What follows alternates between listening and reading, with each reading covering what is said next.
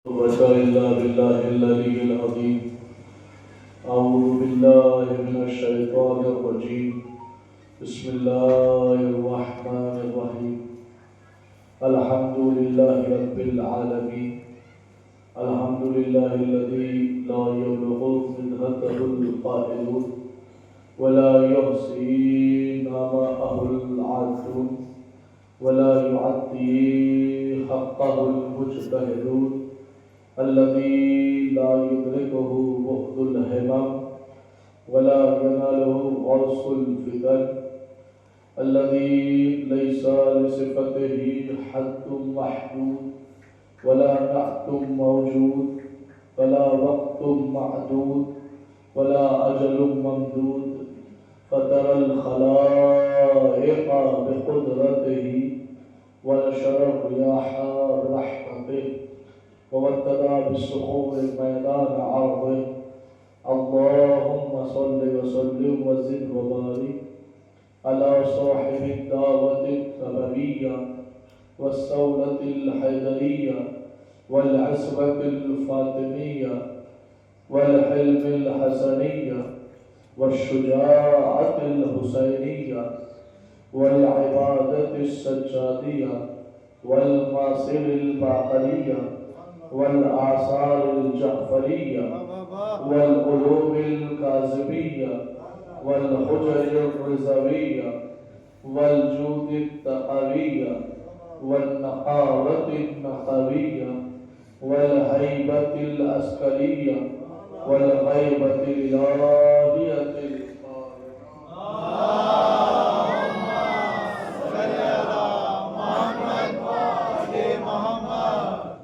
اللهم صل على مولانا علي بن موسى الرضا المرتضى الإمام التقي النقي وحجتك على من فوق الأرض ومن تحت الثرى الصديق الشهيد صلاة كثيرة تعمت زاكية متواصلة متواترة مترادفة كأفضل ما صليت على أحد من أوليائك. أما بعد فقد وقوله الحق في القرآن المجيد وهو أصدق الصادقين. بسم الله الرحمن الرحيم. إن الذين يؤذون الله ورسوله لعنهم الله في الدنيا والآخرة وأعد لهم عذابا مهينا. صل على محمد وآل محمد. تلاوت فرما کر مرحومہ حاجرہ خاتون بنت بشیر علی کے اوپر سامنے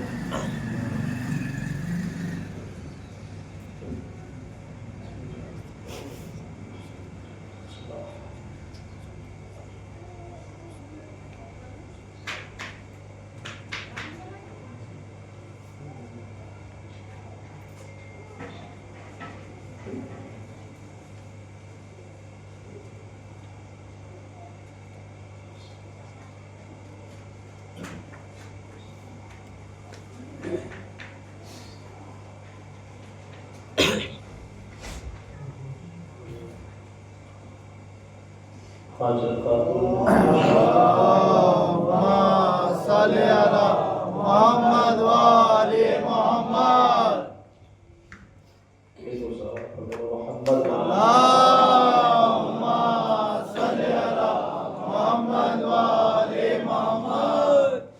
ذرا محترم و معزز سامعین کرام، حاضرین مجلس و عزاداران سید الشہداء و ماتمداران مظلوم کربلا، دلوں میں محبت علی کے چراغ جلانے والوں، آنکھوں میں محبت حسین کی ٹھنڈک محسوس کرنے والوں، ابتدائی مجلس میں خدائے وحدہ لا شریک کی بارگاہ میں انتہائی سپاسگزار ہوں کہ اس خالق کائنات نے ایک مرتبہ پھر آپ کی دایار محبت میں یہ موقع فراہم فرمایا کہ آپ کے اذہان عالیہ تک آپ کی پاک و پاکیزہ سماعتوں کے حوالے قرآن مجید کی آیات کے ذیل میں مناقب اہل بیت علیہ السلام بیان کر سکوں۔ یقیناً یہ مجلس ایک محبوبہ کے احسان ثواب کی ہے، تو اس اعتبار سے بھی اور بالخصوص آپ ایام عزائے فاطمیہ منا کے بیٹھے ہیں، اس اعتبار سے بھی دونوں چیزوں کو ملحوظ خاطر رکھتے ہوئے میں نے ایک اہم معروضات کچھ اہم معروضات اور حضرات کی اذان عالیہ تک پہنچانے کا فیصلہ کیا ہے۔ مزاج آپ حضرات جانتے ہیں، ہر بار کی طرح اس بار بھی گفتگو کا آغاز بھی قرآن سے ہوگا اور گفتگو کا اختتام بھی قرآن سے ہوگا، کیونکہ میں چاہتا یہ ہوں کہ دنیا والوں کو بتایا جائے کہ اگر ہم سلامات کرتے ہیں تو بھی ہم نے قرآن سے سیکھی ہے، اور اگر ہم لعنت کرتے ہیں تو لعنت بھی ہم نے قرآن سے سیکھی ہے۔ اس لیے کہ ہم نہ قرآن سے کل ہٹے تھے نہ قرآن سے آج ہٹے ہیں، ہم نے ہر زاویہ ہر طریقہ قرآن مجید کی آیات سے سیکھا۔ آج میں ایک اشکال مبہم کا جواب تفصیلی مرحلے میں دینا چاہ رہا ہوں، اور یقیناً بس تھوڑی سی تمہید آپ حضرات کے اذان عالیہ تک پہنچا دوں، نہ تو میرا ارادہ یہ تھا کہ بات پہنچا دوں وہ شروع کر دوں، لیکن 2 لمحے کے لیے آپ حضرات کے اذان عالیہ تک بات پہنچاؤں کہ آج کچھ ایسا ماحول ہو گیا ہے کہ پہلے غیروں میں اعتراض کرنے والے پائے جاتے تھے، آج کچھ اپنوں میں اعتراض کرنے والے مل جاتے ہیں۔ اور ایک جملہ آپ نے بارہا سنا ہوگا کہ صاحب ایسے خطیب کو کیوں بلاتے ہو، ایسے ذاکر کو کیوں بلاتے ہو جو 2 آنسوؤں میں جنت بانٹ کے چلا جاتا ہے۔ یہ آپ نے بارہا سنا ہوگا۔ اگر آپ سے کوئی اس طریقے کی گفتگو کرے تو اس سے کہیے کہ صاحب آپ اگر یہ کہہ رہے کہ ایسے ذاکرین کو کیوں بلایا جاتا ہے جو 2 آنسوؤں میں جنت بانٹ کے چلا جائے، تو واقعاً اگر خطیب منبر پہ یہ کہہ رہا ہے کہ میں ذمہ داری لے رہا ہوں کہ آپ جنت میں جائیں گے، میرا یہ قول ہے کہ آپ جنت میں جائیں گے، تو واقعاً خطیب کی غلطی ہے۔ لیکن اگر خطیب منبر پہ کہتا نظر آیا کہ آپ کے چھٹے امام نے فرمایا، آپ کے چھٹے امام نے فرمایا، آپ کے 5ویں امام نے فرمایا، آپ کے لیے خود امام نے فرمایا کہ ہم بقا علی مصاب الحسین فوجبت له الجنہ، جو بھی حسین کی مصیبت پہ ہوئی اس پر جنت واجب ہے، اس کے باوجود سننے کے قال امام الصادق قال امام الباقر، اس کے باوجود سننے کے کوئی یہ کہے کہ صاحب ایسے خطیب کو کیوں بلاتے ہو، یا اس بات کا اعتراض کرے، تو یقین جانے کہ اس ذاکر کا اعتراض نہیں ہے، اصل میں امام کے اور پر اعتراض۔ لیکن ایک سوال یہاں کیا جاتا ہے، اس سوال کا جواب دے دوں کہ صاحب سمجھ میں یہ نہیں آتا کہ انسان کتنا گنہگار ہے، تو لہٰذا گناہوں کے باوجود انسان جنت میں کیسے جا سکتا ہے؟ یہ سوال آپ کا بجا ہے، جو بھی پوچھ رہا ہے بالکل حقیقت ہے کہ انسان گناہوں کا مطلع ہے، لہٰذا انسان گنہگار ہے تو گنہگار جنت میں کیسے جا سکتا ہے؟ سوال جواب سنیے، پہلے تو یہ بتائیے کہ یہ کس نے کہہ دیا کہ گنہگار جنت میں نہیں جائے گا؟ چونکہ گنہگار کا اپوزٹ ہوتا ہے معصوم۔ اگر گنہگار جنت میں نہیں جائے گا، جس سے ایک گناہ ہو وہ کبھی جنت میں نہیں جائے گا، تو کیا اللہ نے جنت صرف معصوم کے لیے بنائی ہے؟ میرا یہ تو غلط فہمی ہے، چونکہ معصوم تو جہاں بیٹھ جائے وہی جنت ہوتی ہے۔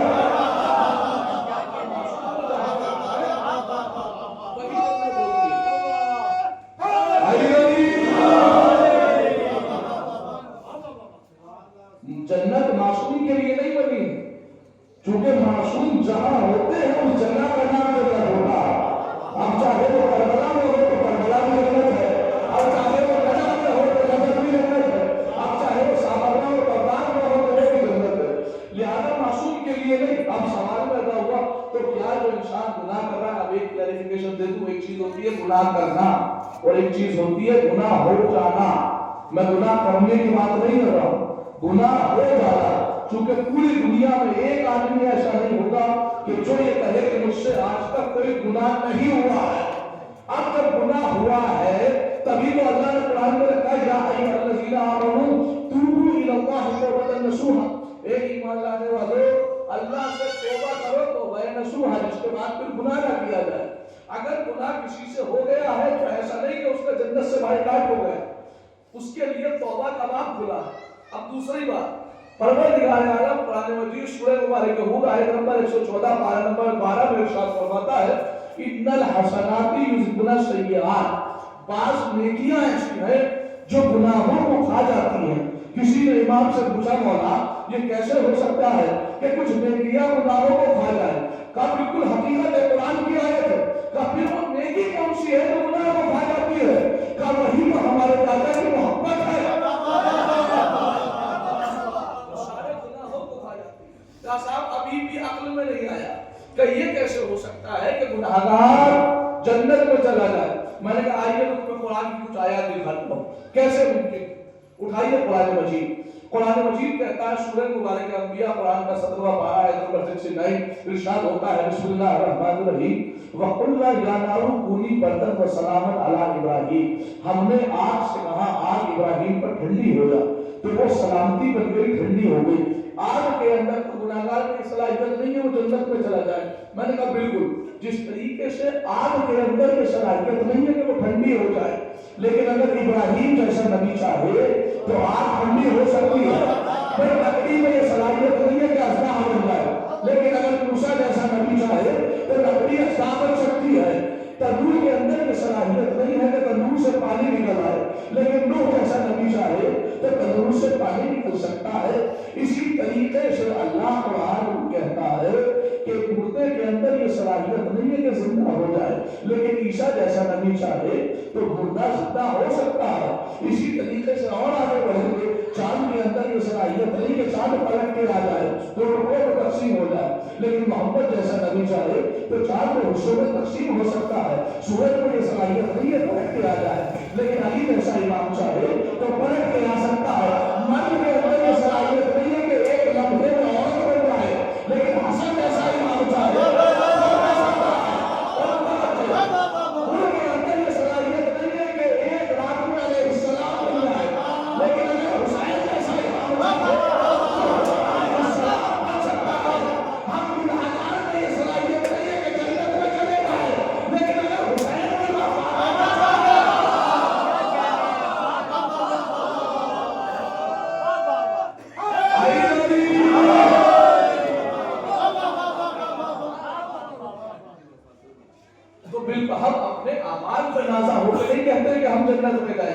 چونکہ اعمال پہ نازا ہونا یہ ابلیس صفت کا کام ہے، جو اپنے اعمال پہ فخر کرے، نہ جانے اللہ کون سے اعمال قبول کرے، لیکن عمل اچھا ہونا چاہیے علی والے کا، یہ الگ بات ہے۔ تو آئیے میں بات شروع کرتا ہوں، اور کہاں سے شروع کروں گا؟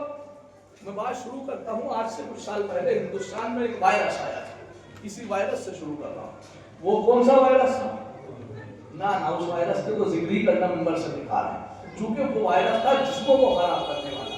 ایک ایسا وائرس آیا تھا جو عقیدوں کو خراب کرنے والا تھا۔ ڈاکٹر ذاکر نائک، کوئی پتہ بچے میں یہی سے بات شروع کر رہا ہوں۔ وہ ایک ایسا وائرس تھا کہ صاحب وہ عقیدوں کو خراب کر رہا تھا۔ وہ یہ کہہ رہا تھا کہ صاحب کربلا میں جو جنگ ہوئی ہے اس کو لے کے یزید کو برا نہ کہا جائے۔ کیوں؟ کہ چونکہ یہ دو شہزادوں کی جنگ ہے، اگر حسین شہزادہ ہے تو معاذاللہ یزید بھی شہزادہ ہے، لہذا یزید کے خلاف آواز نہ اٹھائی جائے۔ اس نے یہ وائرس پھیلایا تھا۔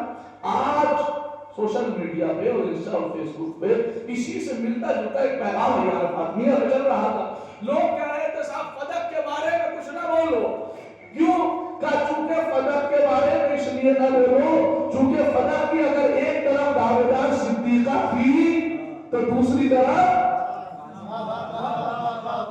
پہنچ گئے آپ حضرات، پہنچ گئے، خدا آپ کو سلامت ہے۔ بس علی والے اشارے ہی سمجھتے ہیں کہ اگر ایک طرف صدیقہ تھی تو دوسری طرف بھی کوئی معمولی شخص نہیں، لہذا فدق کے بارے میں خاموشی اختیار کی جائے۔ اگر آپ کچھ وہ کہیں گے تو گویا یہ آپ کو غلط بات ہوگی، اس لیے کہ وہ صدیق تھے، صدیق کے خلاف نہیں بولا جاتا۔ میں نے کہا آئیے صاحب پہلے تو میں قرآن سے لفظ صدیق کا آپریشن کر دوں۔ آپ سمجھئے کہ قرآن میں لفظ صدیق آیا کہاں ہے؟ قرآن مجید کا 16واں پارہ سورہ مبارکہ مریم ارشاد ہوتا ہے بسم اللہ الرحمن الرحیم۔ قرآن سے پوچھے کہ صدیق کہتے کسے ہیں؟ تو قرآن کہہ رہا ہے انہو کان صدیقا نبیا، میں نے ابراہیم کو صدیق بنایا۔ انہو کان صدیقا نبیا، میرا نبی ابراہیم صدیق بھی تھا، نبی بھی تھا۔ یعنی اللہ کہہ رہا ہے میں نے ابراہیم کو صدیق بنایا، میں نے ابراہیم کو صدیق بنایا۔ کس نے بنایا؟ اللہ نے۔ کس کو بنایا؟ ابراہیم کو بنایا۔ اللہ کہہ رہا ہے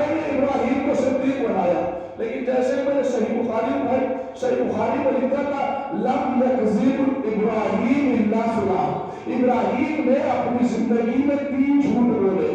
اللہ کہہ رہا ہے میں نے صدیق بنایا, پھر بھی 3 جھوٹ بولے. اللہ کہہ رہا ہے میں نے بنایا, پھر بھی 3 جھوٹ بولے. اللہ کہہ رہا ہے میں نے بنایا. اب مسلمانوں کی مینٹلٹی سمجھ میں آ گئی. جب ان کے نزدیک اللہ کا بنایا ہوا صدیق 3 جھوٹ بول سکتا ہے, تو جسے جھوٹ بولنے سے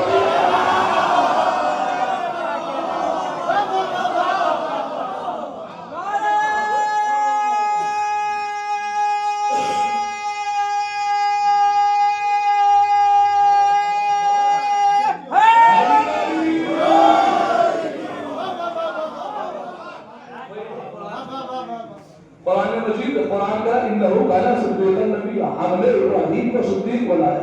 تو ابراہیم کی صداقت کا یہ عالم ہے کہ ان کے نزدیک ابراہیم نے 3 جھوٹ بولے. اب ذرا سوچئے کہ جسے اللہ نے صدیق بنایا ہو, جب مسلمانوں کے نزدیک وہ صدیق 3 جھوٹ بول سکتے ہیں, تو جسے لوگوں نے مل کے بنایا اس نے کبھی سچ بولا ہوگا یا نہیں؟ لیکن ہاں دوسری طرف جو بیوی کھڑی ہے وہ کتنی بڑی صدیقہ ہے. آئیے یہ بھی دیکھ لیتے ہیں. قرآن مجید بھی کھولیں گے آپ تو قرآن میں مل جائے گا آپ کو سورہ مبارکہ مائدہ قرآن کا 6واں پارہ. ارشاد ہوتا ہے بسم اللہ الرحمن الرحیم وَأُمُّهُ صِدِّیقَةٌ. اللہ قرآن میں کہتا ہے عیسیٰ کی ماں صدیقہ ہے. عیسیٰ تو صدیق ہے لیکن عیسیٰ کی ماں بھی صدیقہ ہے. پروردگار کیوں کا کانا یا قرآنی طعام, کانا یا قرآنی طعام کا, چونکہ وہ کھانا کھاتے ہیں. میرے معبود اگر کوئی کھانا کھائے تو صدیق بن جائے گا, صدیقہ بن جائے گی کہاں نہیں. غور کریں ایک معنی تفسیر جو نکلتا ہے وہ یہ نکلتا ہے کہ طعام کے اوپر الف لام ہے, اور الف لام کبھی کبھی جنسیت کے لیے آتا ہے تو کبھی کبھی معرفہ کے لیے آتا ہے. اگر جنسیت کے لیے تو آپ کھانا کھاتے ہیں, لیکن جب معرفہ بنانے کے لیے الف لام خاصہ داخل کریں گے تو ہو جائے گا مریم صدیقہ ہے. کیوں؟ چونکہ وہ خاص کھانا کھایا کرتی تھی. مریم صدیقہ ہے کیوں؟ چونکہ وہ خاص کھانا کھایا کرتی تھی. اب تو قرآن میں دیکھا تو مریم نے کون سا خاص کھانا کھایا؟ کہ جو جنت سے کھانا آیا مریم اسے کھاتی تھی. تو اللہ نے مریم کو صدیقہ کہہ دیا. ارے جو جنت سے کھانا بن رہا ہے جب وہ صدیقہ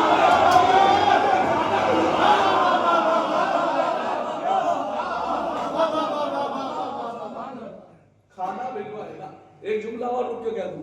شہزادی, اچھا ایک لفظ ہوتا ہے صادقہ, یہ بھی سمجھ لیجئے. صادق صدیق, صادقہ صدیقہ. صادق اور صادقہ یہ ہے اصل میں اسم فاعل کا صیغہ, اور صدیق اور صدیقہ یہ ہے اصل میں اسم مبالغہ کا صیغہ. جب آپ گرامر کی ڈیپتھ میں جائیں گے تو آپ کو اسم فاعل میں کثرت نہیں ملے گی, لیکن صفت اسم مبالغہ میں آپ کو کثرت ملے گی. نہیں سمجھے آپ؟ میں مثال دے کے سمجھا دیتا ہوں. مثال دوں, آپ سے مثال دے دیتا ہوں کہ جیسے میں یہ کہوں کہ میں ابھی غالباً آج 29 تاریخ ہے نا, 28 تاریخ, کل میں آج 30 ہے, پرسوں میں نکلا بنگلور کے لیے صبح 5:30 بجے کی فلائٹ. اب جیسے ہی میں ایئرپورٹ پہ پہنچا تو صاحب پتہ چلا کہ فلائٹ کینسل ہے. ادھر سے فون آیا, صاحب آپ پہنچے کیوں نہیں؟ میں نے کہا صاحب فلائٹ کینسل ہے. میں نے کہا فلائٹ کینسل ہو گئی. انہوں نے فوراً گوگل پہ فلائٹ کا نمبر ڈالا, اور جیسے فلائٹ کا نمبر ڈالا تو انہیں لکھا وہاں شو ہوا فلائٹ کینسل. تو کہنے لگے کہ مولانا حافظ محمد رضا صادق ہے. فلائٹ پہلے کینسل ہوئی یا خبر میں نے پہلے دی؟ واقعات جتنے بھی بیان ہو, واقعہ ہونے کے بعد جو خبر دیتا ہے, سچی خبر دیتا ہے, تو قرآن کے مطابق اسے صادق کہا جاتا ہے. واقعہ ہونے کے بعد, واقعہ ہونے کے بعد, واقعہ ہونے کے بعد جو خبر دے وہ صادق اور صادقہ کہلاتا ہے. لیکن جو پہلے بولتے واقعہ اس کے مطابق ہو اسے صدیقہ کہا جاتا ہے. بیوی نے کہہ دیا کل کپڑے آئیں گے,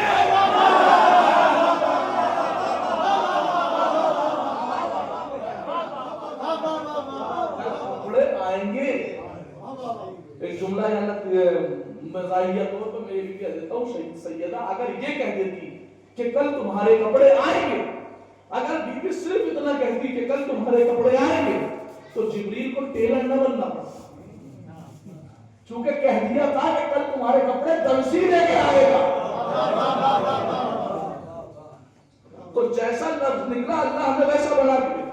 اب میں آپ کی بارگاہ ہمیں ایک فکر پہنچانے کی کوشش کر رہا ہوں کہ صدیقہ، زہرا کے آگے لفظ صدیقہ لگانے سے زہرا کی عظمت میں کوئی اضافہ نہیں ہوتا، یہ میں ذمہ داری سے کہہ رہا ہوں۔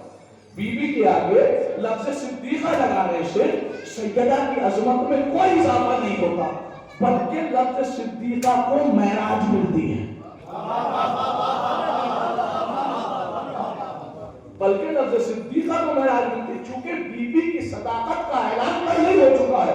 آپ کہیں گے پہلے کب ہوا؟ تو آئیے قرآن مجید سورہ مبارک آل عمران آیت نمبر 61 پارہ نمبر 3 ارشاد ہوتا ہے بسم اللہ الرحمن الرحیم فمن حاجک فیہ من بعد ما جاءک من العلم فقل تعالوا ندعو ابناءنا وابناءکم ونساءنا ونساءکم وانفسنا وانفسکم ثم نبتہل فنجعل لعنت اللہ علی الکاذبین۔ زہرا کی صداقت کا اعلان کا وہ سنیے مجھ سے، حالانکہ میں پورا مباہلہ نہیں سنا رہا، آپ کو صرف اشارہ دے کے گزرنا چاہ رہا ہوں، بس آپ مجھے اتنی شیورٹی دے دیجئے کہ آپ کے اذہان میں واقعہ موجود ہے۔ مباہلہ ہوا تھا رسول سے کس کا؟ عیسائیوں کا نہیں، رسول کہہ رہے تھے کہ عیسیٰ اللہ کے بول دیجئے نبی ہیں، بندے ہیں، عیسائی کہہ رہے تھے اللہ کے بیٹے۔ ہوا یہ کہ صاحب ان کا یہ سوال رسول نے انہیں سمجھایا، وہ سمجھے نہیں، ان کا ایک سوال آیا، انہوں نے کہا کہ یہ بتائیے کہ ہم تو بغیر باپ کے پیدا نہیں ہوئے، عیسیٰ کیسے بغیر باپ کے پیدا ہوا ہے؟ اسی لیے تو کہہ رہے ہیں ہم اللہ کے بیٹے چونکہ بغیر باپ کے پیدا ہوئے۔ تو اللہ نے اس سوال کے جواب میں ایک آیت بھیجی، بسم اللہ الرحمن الرحیم انا مثل عیسیٰ عند اللہ کمثل آدم، اللہ کے نزدیک عیسیٰ کی مثال آدم کی طرح ہے، جب وہ بغیر ماں باپ کے آدم کو پیدا کر سکتا ہے تو بغیر باپ کے عیسیٰ کو نہیں پیدا کر سکتا۔ رسول کے پاس جیسے ہی آیت آئی، رسول نے انہیں قرآن پڑھ کر سنایا، انہیں قرآن سنایا، انہیں سمجھانے کے لیے رسول نے قرآن پڑھا۔ فمن حاجک فیہ من بعد ما جاءک من العلم، تفسیر کی ذمہ داری لے کے بول رہا ہوں، اہل سنت سے لے کے اہل تشیع تک سب نے لکھا یہاں علم سے مراد قرآن ہے۔ اے رسول جب قرآن آنے کے بعد بھی تمہیں وہ کافی نہ ہو تو پنجتن کو بلانا۔ بھائی متوجہ، رسول انہیں قرآن سے سمجھا رہے تھے، لیکن رسول کو انہیں سیٹسفائی کرنے کے لیے قرآن کافی نہ ہوا، اس لیے پنجتن کی ضرورت پڑی۔ رسول کو قرآن کافی نہ ہوا، رسول کو قرآن کافی نہ ہوا، رسول کو قرآن کافی نہ ہوا۔ ارے قرآن رسول کو کافی نہ ہوا تو کسی صحابی کو کیسے ہوا؟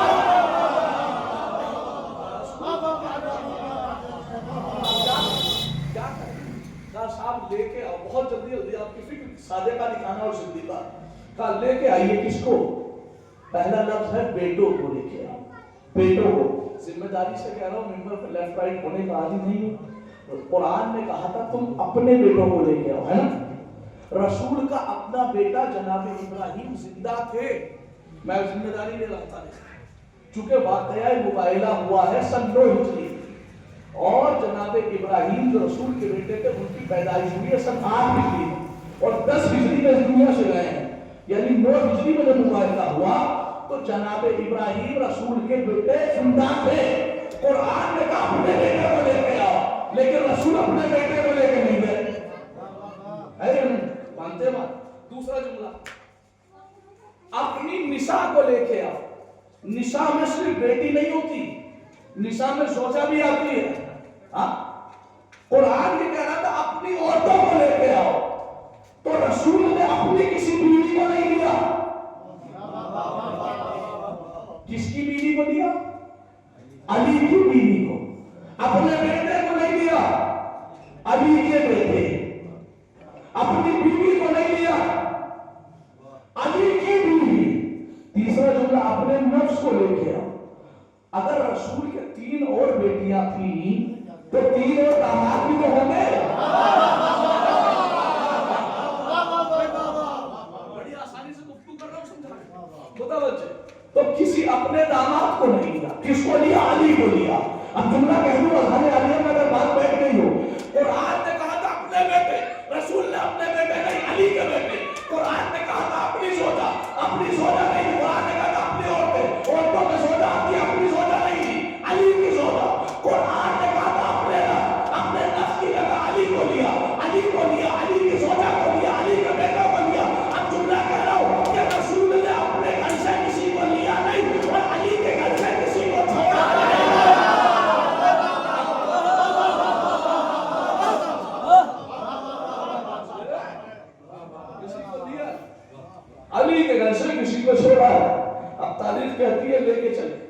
مجھے مباہلہ نہیں پڑھنا، مجھے ایک سوال قائم کرنا ہے جو آپ تک پہنچانا ہے. وہ سوال میرا یہ ہے کہ ثم نبتہل فنجعل لعنت اللہ علی الکاذبین.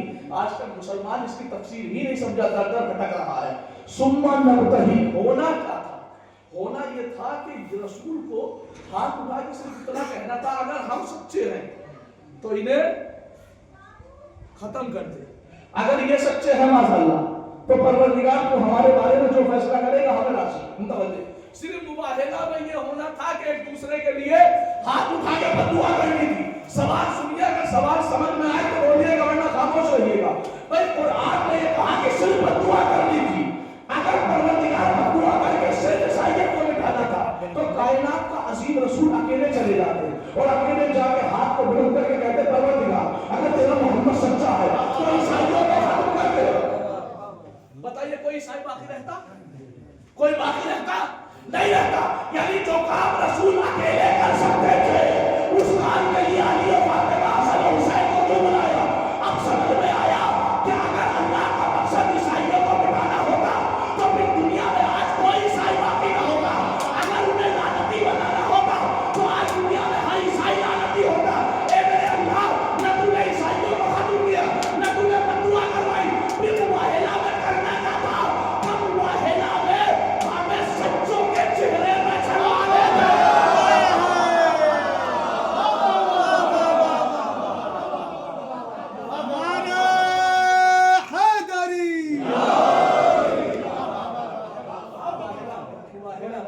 مباہلہ میں ہمیں سچوں کے چہرے میں چلوانے دے. عیسائیوں کو ختم نہیں کرنا تھا، سچوں کے چہرے میں چلوانے دے.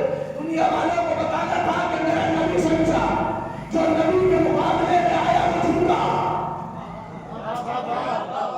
میرا حسن سچا، جو حسن کے مقابلے میں آیا وہ جھوٹا. میرا حسین سچا، جو حسین کے مقابلے میں آیا وہ جھوٹا.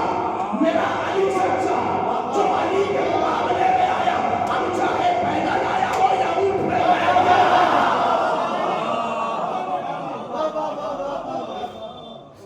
مباہلہ کا اعلان کیا ہے؟ مباہلہ کا اعلان یہ ہے کہ سچوں کے چہرے پر چلوانے تھے. مباہلہ والوں یاد رکھنا، میرا نبی سچا، جو نبی کے مقابلے میں آیا وہ جھوٹا.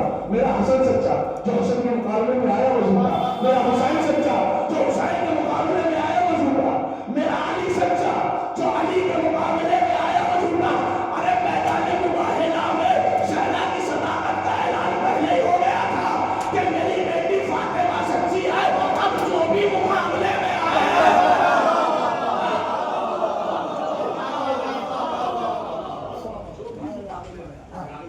وہ لعنتی ہوگا. خدا سلامت رکھے. دیکھو ایک منظر دکھا دو اور جس نے وہ ویڈیو دیکھ لیا وہ اگنور کر دے لیکن نئے طریقے سے سنے. بھائی متوجہ، ایک منظر دکھا رہا ہوں میں آپ کو. اعلان مباہلہ میں باقاعدہ یہ بتایا گیا کہ ہمارے پنجتن سچے جو بھی ان کے مقابلے میں آئے گا وہ لعنتی بن کے چلا جائے گا. تو رسول سچے ہیں نا. رسول کے مقابلے میں کون آیا؟ ابو لہب، ابو جہل، نہ جانے کتنے ابو تھے جو رسول کے مقابل میں آئے اور لعنت لے کے چلے. علی کے مقابلے میں کون آیا؟ جنگ صفین میں آیا، جنگ احزاب میں آیا، جنگ بدر میں آیا. بھائی متوجہ. حسن کے مقابلے میں کون آیا؟ کیا جنگ صلح کے نامے کے وقت چل کے آیا. حسین کے مقابلے میں کون آیا؟ کربلا میں سارے دشمن خود چل کے آئے. بھائی متوجہ، نبی کا دشمن خود چل کے آیا نا. اب سنیے، نبی کا دشمن چل کے آیا، لعنت علی چلا گیا. علی کا دشمن چل کے آیا، لعنت علی چلا گیا. حسن کا دشمن چل کے آیا، لعنت علی چلا گیا. حسین کا دشمن چل کے آیا، لعنت علی چلا گیا. لیکن سیدہ کے دشمن میں اتنی طاقت ہی نہیں تھی کہ وہ اپنے پیروں پہ چل کے آتا. سیدہ نے کہا میں خود دربار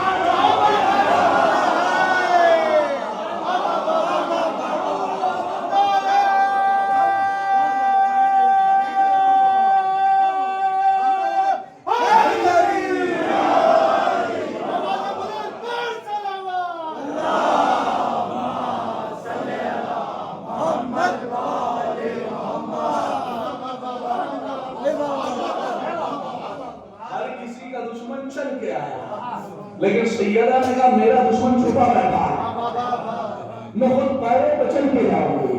اسے وہی لعنت کا ہاتھ بنا کے पूछती है हमसे, क्या ज़हरा के कातिल पे लानत करना जायज है? जवाब, नहीं जायज नहीं है। आप कहेंगे साहब कैसी बात कर रही है? ऐसे ही सवाल है जो आज से कुछ टाइम पहले मुझसे किया गया था। मिंबर पे बोल रहा हूँ जिम्मेदारी के साथ, क्या साहब क्या ये अली मदद कहना हलाल है? हाँ? या हराम है?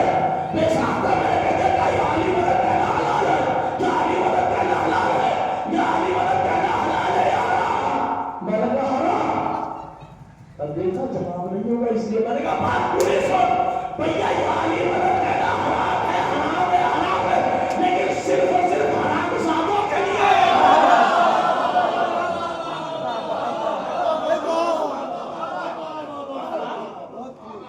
हलाल है, हलाल जादों के लिए। ऐसे का कातिले ज़हरा पे लानत जायज है? भैया जायज नहीं है, वाजिब है, वाजिब। कहने लगे क्या कुरान से साबित करेंगे? मैंने कहा अगर कुरान से साबित ना होती तो हम करते ही क्यों? मैंने पहले ही बताया हराम, हमारा हराम है कुरान से। कहने लगे कहाँ लिखी? मैंने कहा पहले सही लेके आ। फातिमा तो फातिमा मेरा टुकड़ा है ना, ये इसका जिगर का तर्जुमा मुझे नहीं मालूम किसने किया है, कि मेरे एतबार से तो बिल्कुल गलत है। क्योंकि अगर जिगर का टुकड़ा होता तो फातिमा तो बज़अतु मिन्नी की जगह होता बज़अतु क़ल्बी, मेरे कल्ब का टुकड़ा है। फातिमा मेरे कल्ब का टुकड़ा है कह के फातिमा के फज़ाइल को कम कर देना है। असल लफ्ज़ है फातिमा तो बज़अतु मिन्नी, फातिमा मेरा टुकड़ा है। यानी मोहम्मद अगर रसूल है तो फातिमा रिसालत का टुकड़ा है, मोहम्मद अगर नबी है तो फातिमा नबूवत का टुकड़ा है, मोहम्मद अगर अमीर है तो फातिमा अमानत का टुकड़ा है, मोहम्मद अगर रहमतुल लिल आलमीन है तो फातिमा रहमत का टुकड़ा है। जैसे जैसे मोहम्मद है तो फातिमा तो बता तुम हिंदी के जुमला आ गया तो अर्ज कर दिया फातिमा मेरा टुकड़ा है। उसके बाद अगला जुमला मन आज़ाहा, फातिमा के कातिल पे लानत कैसे जाए सुनिए। मन आज़ाहा, जिसने फातिमा को अज़ियत दी, उसने, और जिसने मुझे अज़ियत दी, यानी जिसने फातिमा को अज़ियत दी उसने फातिमा को नहीं सताया, अल्लाह को और अल्लाह के नबी को सताया। भाई मुतवज्जे, ये सही बुखारी का जुमला और एक किताब है सवाइक़ मुहर्रिक़ा। मुहर्रिक़ा कहा जाता है जलाने वाली। ये किताब आज से कुछ साल पहले लिखी गई थी ताकि इस किताब के जरिए शियों को जलाया जाए। इसका नाम रखा गया था सवाइक़ मुहर्रिक़ा, जलाने वाली बिजली। आज इसी किताब को से मैं पढ़ के इसके लिखने वाले को जला रहा हूँ। मन आज़ाहा फ़क़द आज़ानी, जिसने फातिमा को अज़ियत दी उसने फातिमा को नहीं दी, अल्लाह को अल्लाह के रसूल को अज़ियत दी। तो कहने लगा लानत कैसे जायज़ हुई? मैंने कहा भैया इस हदीस का कुरान से मिला दे। कुरान मजीद का 22वां पारा सूरह मुबारक अहज़ाब आयत नंबर 57। अगर कुरान का आयत ना हो तो आप भी मोहम्मद अल्लाह खता करो, अगर तर्जुमे में ज़रा बराबर फर्क हो तो मैं खता करो। कुरान सही हदीस के कहती है जिसने फातिमा को सताया उसने रसूल को अल्लाह को अज़ियत दी। अब कुरान पढ़िए बिस्मिल्लाहिर्रहमानिर्रहीम, इन्नल्लज़ीना यूज़ूना अल्लाह व रसूलहू, का बेशक जो लोग अल्लाह को और अल्लाह के रसूल को अज़ियत देते हैं, लानहुमुल्लाहु फिद दुनिया वल आखिरह, उनके लिए दुनिया में भी लानत है,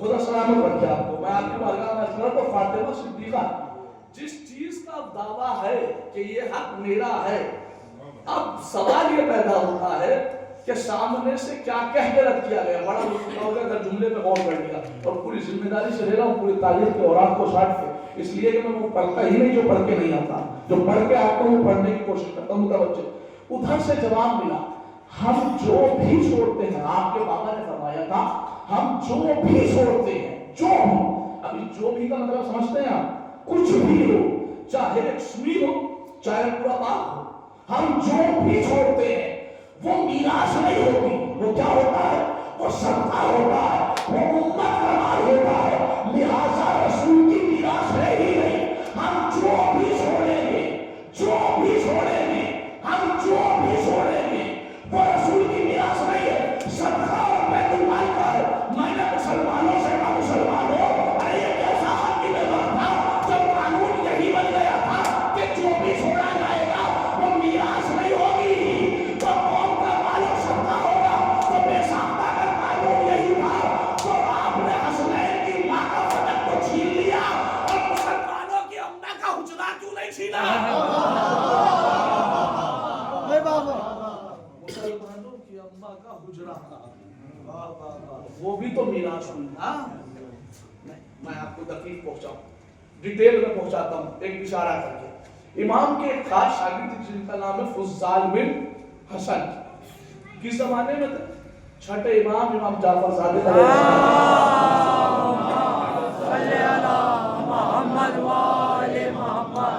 इमाम के चाहने वाले, और इस वक्त मुसलमानों के बहुत बड़े इमाम भी थे। इमाम आज़म क्या कहा जाता था? अबू हनीफा इमाम आज़म। वो 4 से 4.5 हजार लोगों को एक साथ दर्स दिया करते थे। इमाम का चाहने वाला फुज़ाल बिन हसन कहने लगा, आज मेरा दिल कर रहा है कि फतह के मुनकिर को उसके घर जाके जलील करके आए। वो अपने घर से चले और दर्स में आके बैठे। उस वक्त दर्स ठीक चल रहा, वो खामोशी से आए और कोने में बैठे। जैसे ही दर्स खत्म हुआ, इमाम आज़म ने पूछा, क्या किसी का कोई सवाल है? इमाम के चाहने वाले ने आहिस्ता से हाथ खड़ा कर दिया। कहा मेरा सवाल है। कहा बताओ तुम्हारा? क्या सब बैठे, आपका क्या सवाल है? कहा मेरा एक भाई है, मेरा एक भाई है, उसने मुझसे पूछवाया है। कहा क्या पूछवाया है? कहा पूछवाया ये है कि नबी सबसे ज्यादा मोहब्बत अली से करते थे या इन सहाबियों से ज्यादा मोहब्बत करते थे? पहुंच गया, सवाल समझ गए? अली सबसे ज्यादा मोहब्बत, नबी सबसे ज्यादा मोहब्बत अली से करते थे या फिर इन सहाबियों से? भाई मुतवज्जो, सहाबा से नहीं, इन सहाबियों। तो इमाम आज़म ने कहा कि जाके कह देना, मेरी तरफ से जवाब दे देना कि नबी सबसे ज्यादा अली को नहीं चाहते थे। का फिर का इनको ज्यादा चाहते थे? का मैंने कहा था। का फिर का उसने कहा दलील लेके आना। उसने कहा है दलील लेके आना। आप बताइए आप कि नबी सबसे ज्यादा अली को चाहते थे इनको? कहने लगे हाँ मेरे पास दलील है। का दलील नहीं है? का दलील ये है कि अली से इतनी मोहब्बत थी नहीं। का कैसे? का अली से मोहब्बत नहीं थी इसलिए अली को जिहाद करने भेज देते थे, इनसे मोहब्बत थी इसलिए इन्हें बिठाए रखते थे। कितनी मजबूत दलील है यार, अनकबूत के जाले से मजबूत दलील। मुतवज्जो कहने लगे साहब अली से मोहब्बत ही नहीं थी इसलिए अली को जिहाद में भेज देते थे, इनसे बहुत मोहब्बत थी इन्हें करीब में बिठाए रखते थे, अली को जिहाद में भेज देते थे, अली को जिहाद में भेज देते थे। जुमला है सुनिए, अली को जिहाद में भेज देते थे। अली काबुल के लोगों को कौन बताए कि जिहाद में सिर्फ मर्दों पे वाजिब होगा।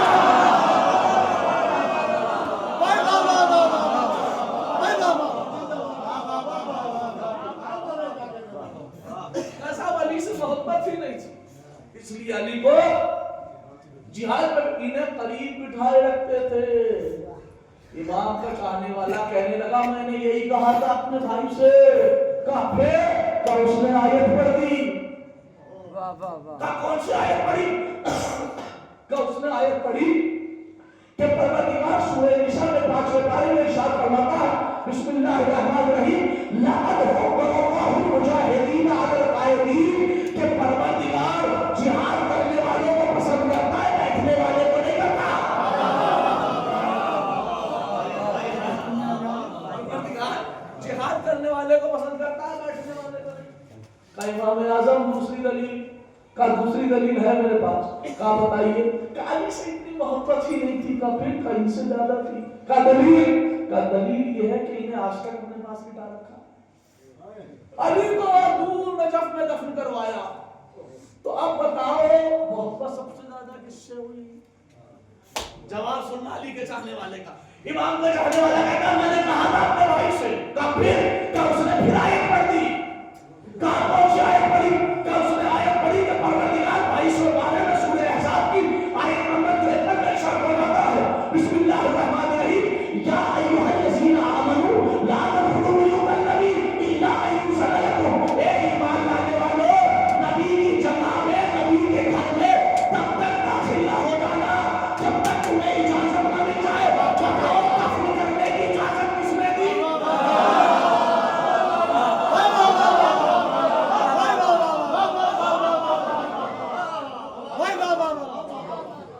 बताइए, दफन करने की इजाजत मौलवी फंस गए, कहीं तो गलत छेड़ दिया मसला। दफन करने की इजाजत किसने दी?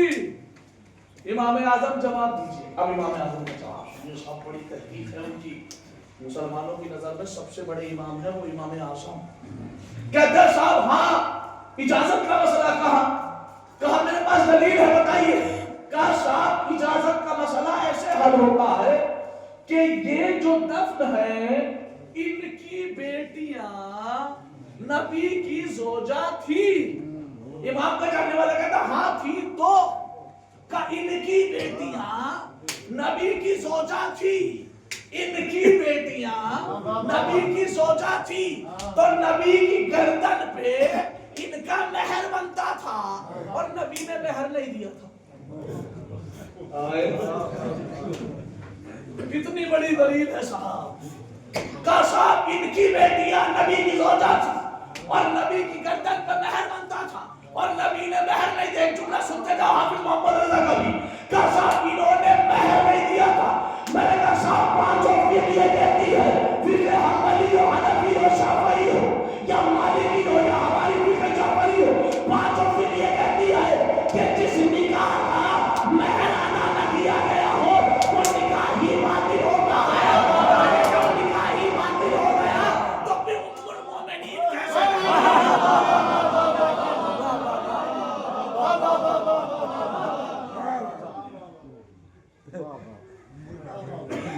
घबराइएगा नहीं, ये जुमला अच्छे अच्छे लोगों को परेशान कर देता है। जिस निकाह का महर अदा ना हुआ, हाँ घबराना नहीं, अगर माफ करवा लिया है तो चल जाएगा।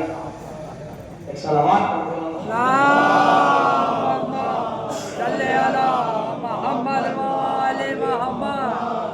पढ़ते तो साहब कहने लगे चूंकि नबी की जोजा थी, नबी की गर्दन पे मेहर बनता था और नबी ने मेहर नहीं दिया।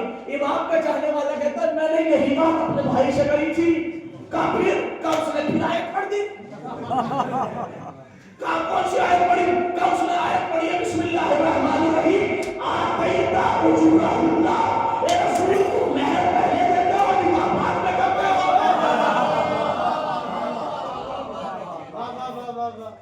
दलील और कोई दलील का एक ही बच्ची उसी के लिए तो आया हूं, वहीं तक तो लाना मकसद है। बताइए दलील दफन करने की परमिशन कहां से मिली? तो कहने लगे चूंकि इनकी बेटियां नबी की जोजा थी, हाँ थी, नबी की जोजा थी, बिल्कुल थी। तो नबी के जाने के बाद, नबी के जाने के बाद, नबी के जाने के बाद नबी की मीरास इनको मिली, नबी की मीरास इनको मिली, नबी की मीरास इनको चला था ज़हीर करने की नियत से और वाक़या ज़हीर कर रहा है का नबी की मीरास इनको मिली। वो हंस के कहता है मैंने अपने भाई से यही कहा था। का फिर का उसने फिर आयत पढ़ दी। का कौन सी आयत पढ़ी? का उसने आयत में कहा है कि अल्लाह सूरह निसा की 11वीं और 12वीं आयत में कहता है अगर कोई इंसान इस दुनिया से चला जाए तो उसकी मीरास में से उसकी बीवी का जोजा का 8वां हिस्सा होता है और उसकी बेटी का पहला हिस्सा होता है।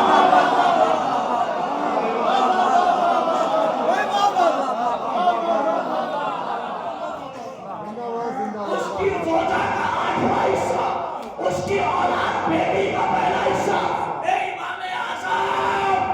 जिसका 8वां बनता था उसे तो हुजरा दे दिया, जिसका पहला बनता था उसका फदक क्यों नहीं दे दिया?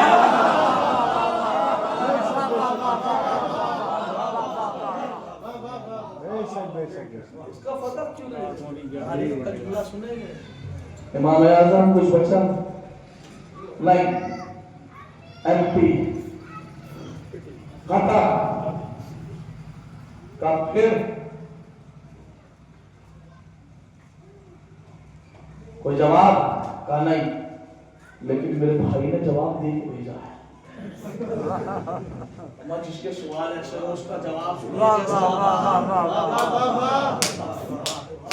मेरे भाई ने सवाल का जवाब दे के भेजा है। क्या जाके कहते हैं इमाम आज़म से उनके पास बस दो ही रास्ते बचे हैं। क्या पहला रास्ता तो ये है या तो पता को मानेगा तभी तो तकसीम जायज होगी ना।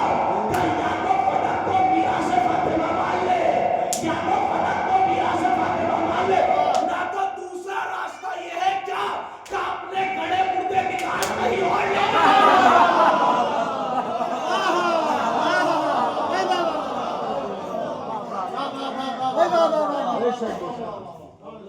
मुर्दे निकाल कहीं और ले जाके दफन करो।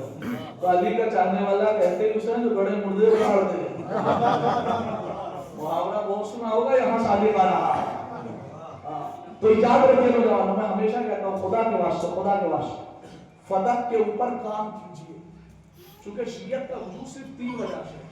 पहली चीज का नाम है अली की विलायत, दूसरी चीज का नाम है हुसैन की शहादत, और तीसरी चीज का नाम है सहरा की विलायत। फतह के ऊपर आपको काम करना पड़ेगा। चूंकि जिस वक्त शहजादी के सामने जाएंगे और बीबी ने अगर आपसे एक सवाल कर दिया, इमोशनल नहीं कर रहा हूँ, हकीकत बताओ तुमने मेरे फतह के लिए क्या किया, जवाब है आपके पास। तैयारियां कीजिए, बताऊं कैसे तैयारी करती है। ऐसे मुनाज़रात पढ़े गए हैं तारीख में जिसकी तैयारियां 6 महीने तक हुई थी। फतह को झुटलाने के लिए तैयारी 6 महीने तक चली थी और मुनाज़रा सिर्फ 5 मिनट में खत्म हो गया। अली के चाहने वाले के सामने 5 मिनट नहीं टिक सके लोग। 6 महीने तक अपने आप को उलमा ने, फतह के मुल्की उलमा ने ये कह के अपनी लाइब्रेरी और हुजरों में बंद कर दिया था कि आप तभी बाहर निकलेंगे जब फतह को गलत साबित करा देंगे। 6 महीने तक। और जिस दिन मुनाज़रे की डेट हुई है ना, 3 ट्रक भर के किताबें आई थी, 3 ट्रक भर के।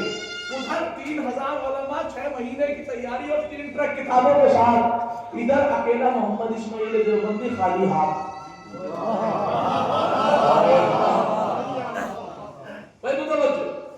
फतह के ऊपर मुनाज़रा, उधर से उन्होंने सवाल किया है मोहम्मद इस्माइल देवबंदी का क्या तुम रसूल को जिंदा मानते हो या मुर्दा? मोहम्मद इस्माइल देवबंदी ने कहा मैं तो रसूल को जिंदा मानता हूँ। अब जैसी का जिंदा मानता हूँ ये उठ के जाने लगे। क्या हुआ? मुनाज़रा खत्म। कैसे खत्म हो गया?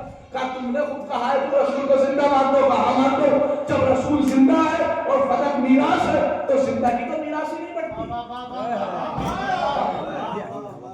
जिंदा की तो मीरास ही कह के चल दिए। अब जैसे ये चले, मोहम्मद इस्माइल ने नजर कर दिया और नजर कर करके कहते हैं नजर मौला आज मेरी इज्जत की बात नहीं है, मेरी शहजादी के हक की बात है, लिहाजा मेरी मुश्किल को आसान कीजिए। और मैं आपके सामने भी कह रहा हूँ अगर कभी फंस जाओ ना तो कसम खुदा की नजर कर करके मदद ले लेना। कब मुश्किल हल हो जाएगी पता भी नहीं चलेगा। कैसे?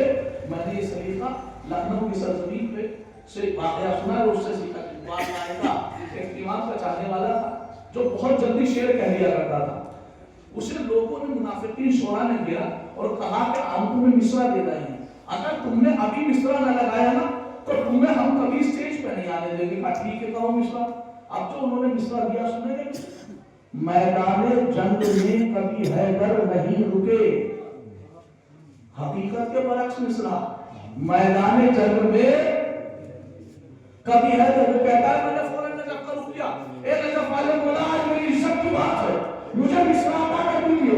कहा अभी दुआ हक नहीं हुई थी, अली ने साहब ने मिसरा डाल दिया।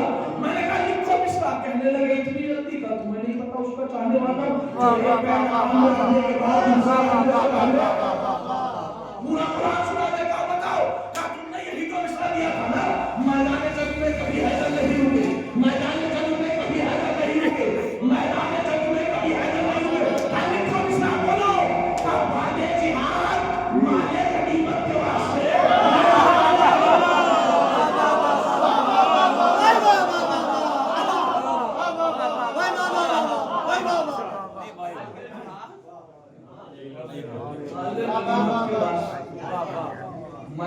تو میں عرض کر رہا ہوں کبھی بھی مشکل میں پڑ سکتا ہے، بنا فاصلہ میں جب کرو کر کے مشکل کی دعا مانگ لے.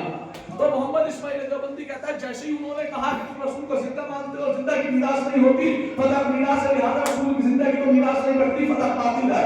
میں نے طرف کروں کیا ہے جب والے مولا شہزادی کا حق کی بات ہے، نے مشکل کو آسان کر دی.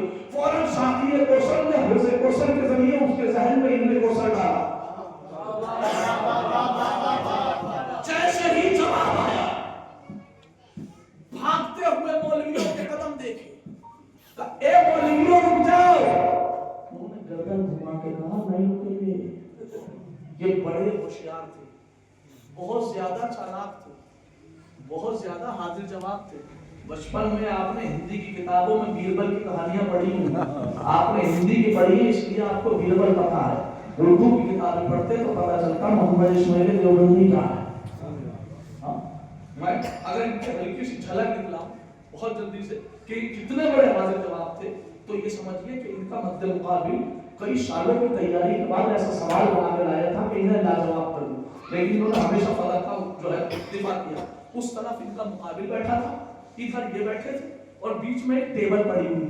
ادھر اس نے سوال کیا کہ یہ بتائیے کہ صاحب شیعہ میں اور نجس جانور میں کتنا فرق ہے. اب اچھا خاصا کوئی انسان ہوتا تو غصہ ہو جاتا کیا سوال کر رہے ہو. ان کی حاضر جواب سننے کے کہا پھر دوہرا.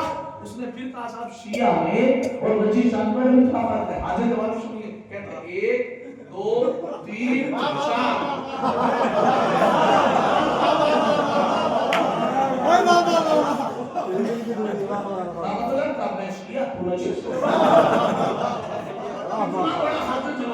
اب جب مولویوں سے کہا رک جاؤ، کہنے لگے نہیں رکیں گے تو انہوں نے وہی ظاہر استعمال کا پتہ ہے مجھے کیسے روکنا. کہنے لگے رک جاؤ، کہنے لگے نہیں رکیں گے تو انہوں نے پیسہ چیز کے کہا یہ تو مجھے بھی پتا ہے کہ میں تمہیں روکتا ہوں گا، تم رکوگے نہیں. مولوی نے گردن گھما کے پوچھا کیوں؟ کہ اس لیے کہ تمہارے باپ دادا نبی کے روکے سے نہیں رکے.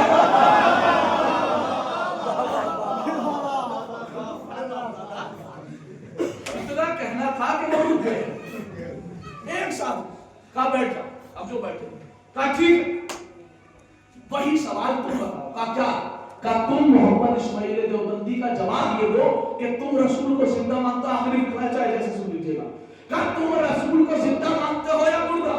انہوں نے سب نے ایک زبان ہو کے کہا ہم رسول کو زندہ مانتے ہیں. اب جیسے ہی زندہ کہا محمد اسماعیل دیوبندی اٹھا، اپنی شیروانی کو سمیٹی، اپنی جوتیوں کو اپنے بغل میں دبایا، اپنی ٹوپی کو تلچھا کیا اور جانے لگا. کیا ہوا؟ کہا مناظرہ ختم. کہا کیسے؟ کہا تم تو آئے تو فتح کو باطل قرار دیں گے. ارے تمہارا تو پورا مذہب بھی باطل ہو گیا. کہا وہ کیسے؟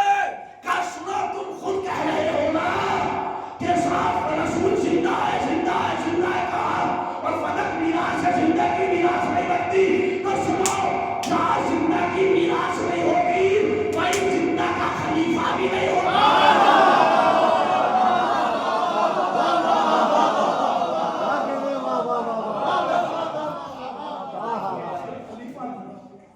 تو لہذا ضروری ہے کہ اگر خلافت کو مانا جائے تو فتح کو بھی مانا جائے، اور اگر فتح کو مان لیا تو خلافت کو ختم ہو جائے گا. یہ ایسی چیز ہے. تو اسی لیے میں نوجوانوں سے گزارش کر رہا ہوں کہ صاحب ہمیشہ جو ہے نا خدا کے پاس سے فتح کے لیے کام کیجیے. اگر چاہتے ہو کہ شیعت کے لیے کوئی کام کرو تو علی کی ولایت کے ساتھ ساتھ فتح کے لیے کام کیجیے. یہ اتنا ضروری ہے. اگر آپ نے فتح کے لیے کام کیا ہے تو یقین جانے شہزادی آپ کو کتنی عزتوں سے نوازے گی میں نہیں جانتا.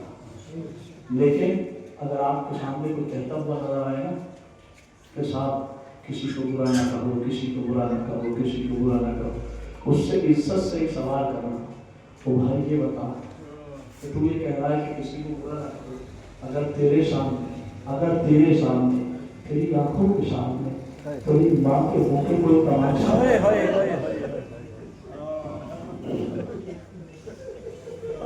تو کیا کہتا؟ حسنین کے سامنے، خصوصاً حسن کے سامنے زہرا کو مارا رہا. پتا بیوی کے چہرے پہ جو دین پڑا ہوا نا किताबों में लिखा है सैयदा जब तक जिंदा रही ना तब तक सन से वो हमेशा चेहरे की नींद को छुपाती थी।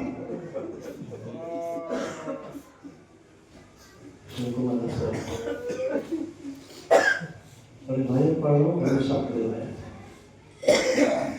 किसी ने मौला हसन से पूछा यमुना रसूलिल्लाह अतुहिब्बुल मदीना, क्या आपको मदीने से मोहब्बत है? मौला कहता है नाम अना उहिब्बु, मैं मदीने से बहुत प्यार करता हूँ। तो किसी ने कहा मौला अगर मदीने से इतनी मोहब्बत है तो आप मदीने की उस गली में क्यों नहीं जाते?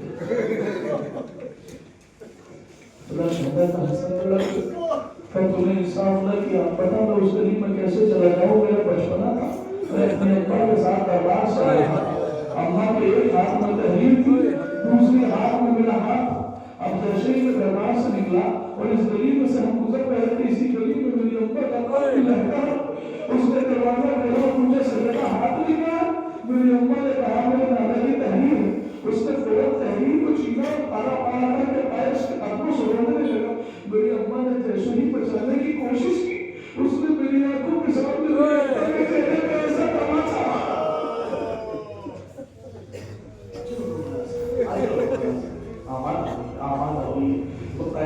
रिवायत सुनाते आपको। रिवायत की है दूसरी रिवायत इमाम हसन अलैहिस्सलाम से पूछा मौला अपनी जिंदगी का सबसे सख्त तरीन लम्हा बताइए। इमाम कहते हैं मेरी जिंदगी का सबसे सख्त लम्हा होता कि जब हम छोटे छोटे थे और अपनी अम्मा और बाबा के पास रहते थे, इसी असना में हमारे दरवाजे पे चीखने और चिल्लाने की आवाज आई। मेरी अम्मा ने बाबा के चेहरे को देखा, बाबा का चेहरा साफ था। अम्मा ने कहा मैं खुद दरवाजे पे जाऊंगी। शेख अब्बास उम्मी ने अपनी किताब बहतुल अहजान में इस रिवायत को लिखा है, मैं पढ़ो। इमाम कहते हैं इमाम हसन मेरी अम्मा दरवाजे पे गई और जैसे ही उन्होंने दरवाजे पे आग लगाई, मेरी अम्मा ने मेरे भैया हुसैन को देखा, अपने दोनों हाथों से मेरे हुसैन को देखा और अपने दोनों हाथों से दरवाजा खोल दिया। इमाम कहते दरवाजा खुला और उसकी झुलस मेरी अम्मा के हाथ में जाती रही। मेरी अम्मा के हाथ चलते रहे लेकिन अम्मा ने दरवाजा न छोड़ा। कुछ ने दरवाजे में लात मारी। इमाम कहते चलता हुआ दरवाजा मेरी अम्मा के शिकम में ऐसा गया कि नीचे फर्श था, बीच में मेरी अम्मा की, ऊपर चलता हुआ दरवाजा। इमाम कहते मैंने अपनी आंखों से देखा, अरे जिस दरवाजे के नीचे मेरी अम्मा की बैठी इस आदमी उसी दरवाजे के ऊपर मैं अरे अब जो मैंने दरवाजे के नीचे देखा, मेरी अम्मा मछलियां पकड़ के कह रही थी हाय मेरा हुसैन,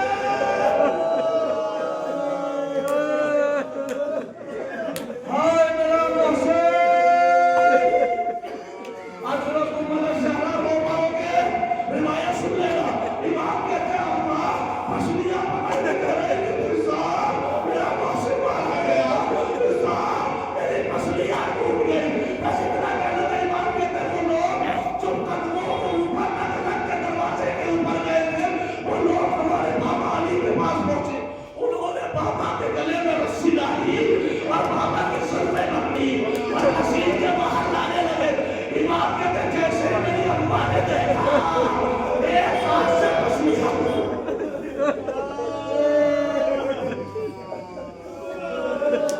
एक हाथ से ज़हरा ने मछलियां संभाली, एक हाथ से अली का ताला। उन्होंने कहा ज़हरा अली को छोड़ दो। सैयदा ने कहा जब तक जिंदा हो अली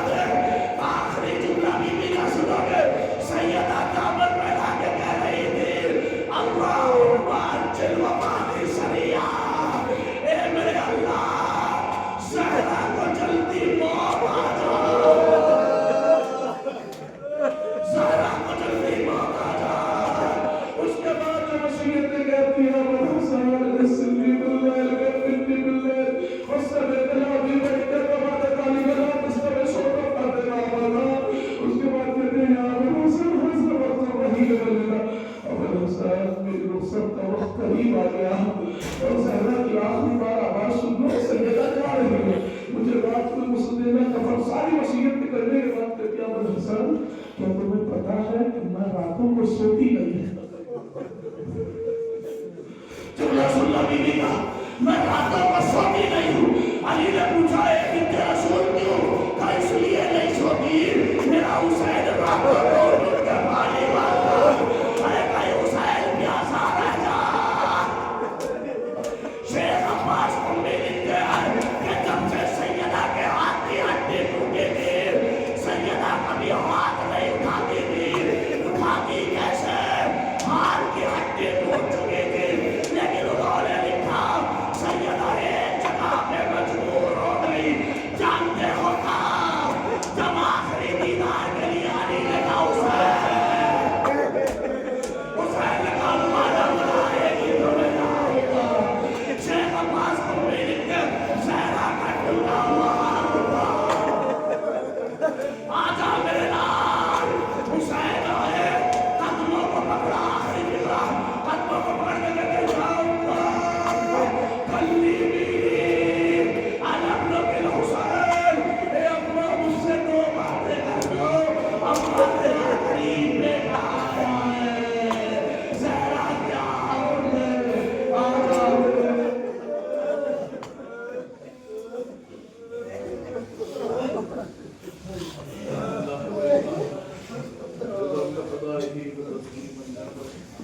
سيعلم الذين ظلموا أي منقلب ينقلبون وإلى جواز محمد وعلى محمد ہمارے اس مقدس عبادت کو قبول فرما جو پریشان حالوں کی پریشانیوں کو دور فرما جو مقروض اوقات کا افشا نہ فرما جو روزگار مستحرات کا فرما جو وسر وسال کے وسیع متعاطی عطا فرما پروردگار جو محبوبہ کے لیے میری صدا منعقد کی گئی اس مجلس کے ثواب مرحومہ کی روح تک پہنچا محبوبہ کی درجات بلند ہے بلند کا فرما جو والے زندگی میں جگہ ہدایت فرما پروردگار شان حضرت نوار کی جان مال سے تعبر کی حفاظت فرما میرے معبود سب شاہد تیری بارگاہ میں دعا ہے میرے معبود ہمارے سب بے سایہ ہے لیکن آج بھی حسین کی ماں کی قبر بے سایہ ہے پروردگار تیرے ٹوٹی ہوئی تسلیوں کا واسطہ ٹوٹی ہوئی قبر کی جلد تعبیر فرما امام زمانے کے حقوق کو تعجیل فرما ہمیں کیا عوام انصار ناصرین میں شمار فرما ربنا تقبل منا انك انت السميع العليم ثم رسول الله